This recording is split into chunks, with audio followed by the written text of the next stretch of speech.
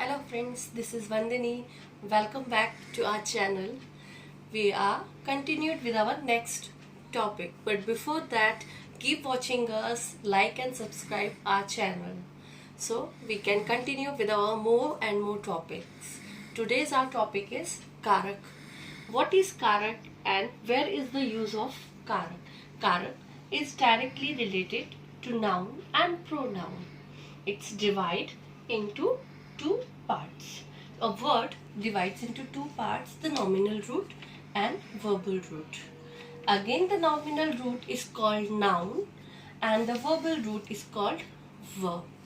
Noun or pronoun comes in the nominal root, which is karak, relates to the karak. What is noun? The noun is the name of a person, thing, place or etc.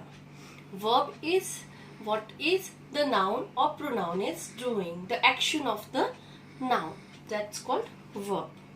Okay. So what now we will discuss about what the components are important for the noun. Noun के लिए क्या क्या जरूरी है, किन बातों को हम ध्यान में रख सकते हैं noun के लिए. Number 1, words which ends to a, e, etc.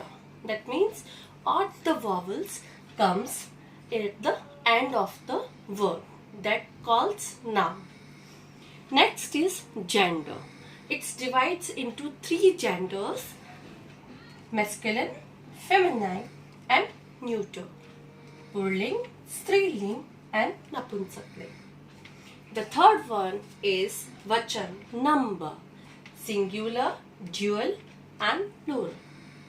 Ekvachan, dvivachan and bahuvachan. After that, case. Case, that means vibhakti, which are divides into 8 and each has some importance. Which are they? Nominative, accusative, instrumental, dative, ablative, genitive, locative and vocative. In Sanskrit, we call them Prathama, Dvitiya, Tritiya, Chaturthi, Panchami, Shashti, Saptami and Sambodhan. Each of the above cases are having a particular meaning which is attached to the noun and then creates a meaning. So, these karak are very important for the translation, especially or forming sentences in Sanskrit. The first one is, in any sentence, the verb is the most important thing.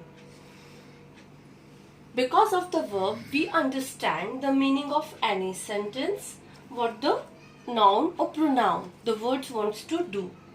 Then let us discuss with the example. A mango. A mango. It is an incomplete sentence which cannot give any meaning. But if I use I eat mango, this sentence is a complete sentence and we get to know the meaning of this sentence. In the same way, in Sanskrit also, Ramaha phalam is an incomplete sentence. We can't understand by these two words, Ramaha and phalam. If we use instead of that, the Ramaha phalam khadati, Ram eats fruit, we can understand that the person is eating a fruit. Okay, so the verb is the most important except to understand the meaning of the sentence, to give completeness to the sentence. So the verbs are divided into 2, Kriyapad and Kriya. Kriyapad, verbs, and Kriyapad, to action. Ramah phalam khadati. Here the 3 sentences are the different one. Ramah is a subject. It can be noun or pronoun. The action is doing by whom? By the Ram. Phalam is an object and khadati is a verb, action of eating. So the subject is related with the object and the verb shows its action. Okay, so this type of relations are called karak. Karak is simply relation between noun and pronoun. So karak mainly are divided into 7 and the Sambodhan as we have discussed earlier. So let us discuss about the karak table. It is divided into 4 portions. Let us understand by each with example. The first one, which is called nominative prathama. Its function is a simple name of the noun or pronoun. An example, Devah asman rakshati. The second one, Vitiya, accusative. It shows the karma, object of the noun. The preposition is to. Aham Devam namami. Whom I am namami? Devam. Third, Tritiya, instrumental, called karanam, and prepositions which are used by, with or through.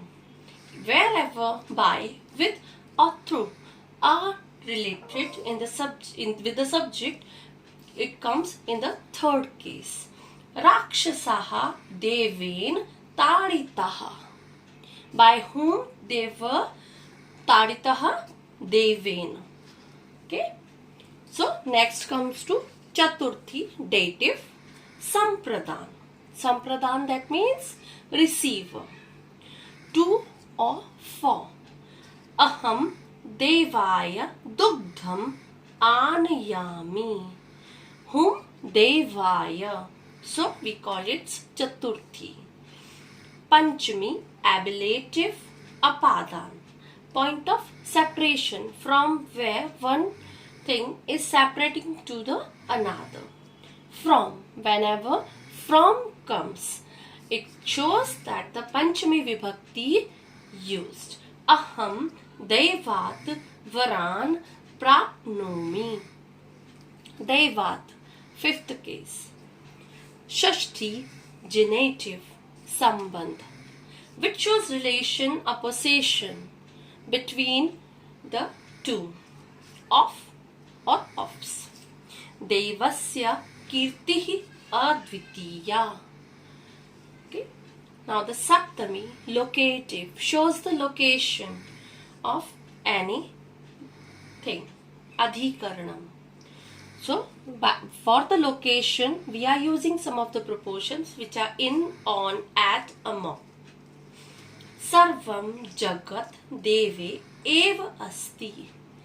So, wherever we want to point some of the perfect location, we are using Saptami, locative. And as we know, Sambodhan, vocative, it's to address someone. O with exclamatory mark. He Dev, Rakshamam. He Prabhu, He Dev, He Amb. For this we are using vocative. So this is the table and these are the use of the karak, which should be give you easy way to translate your sentences or to make your sentences in Sanskrit. Please watching us, connect with us. We'll back with our new topic. Thank you. And please don't forget to subscribe and like our channel.